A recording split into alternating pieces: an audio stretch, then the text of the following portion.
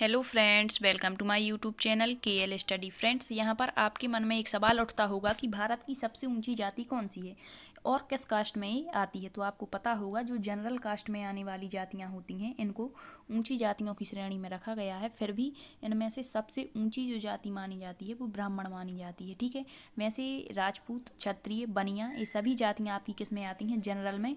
लेकिन प्राचीन काल से ही आपको पता होगा वर्ण व्यवस्था हुआ करती थी जिसमें ब्रह्मा जी के सिर, भुजाओं, जंघाओं और पैरों से इन चार वर्णों की उत्पत्ति हुई थी। तो उसमें जो सिर से उत्पत्ति हुई थी वो ब्राह्मण थे। ठीक है, ये ज्ञान देते थे और इस कारण से इसको सबसे ऊंची जाति माना गया है। ठीक है, इसके बाद क्षत्रिय, क्षत्रिय के बाद होते थे वैश्य और शूद्र। ठीक है, तो क्षत्रिय इसके बाद में वैश्य और शूद्र होते थे। तो इनमें सबसे नीची जो जाति थी वो शूद्र को माना जाता था। लेकिन वर्तमान समय में केवल क्लासिफिकेशन के लिए इनको वर्गीकृत किया गया है और कास्ट बनाई गई हैं। OBC के अंतर्गत कौन कौन सी जातियाँ आती हैं, SC ST।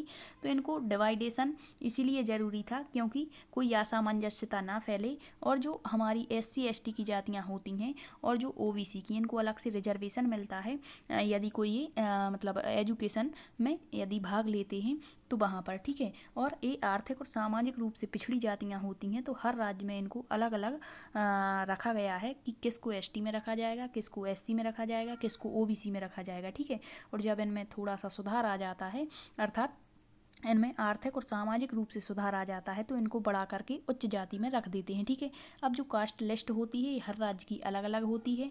तो यहाँ पर जो ब्राह्मण हैं वो सभी राज्यों में ब्राह्मण किस में आते हैं? आपके जनरल में, और इसी को सबसे ऊंची जात माना जाता है। ठीक है, थैंक यू।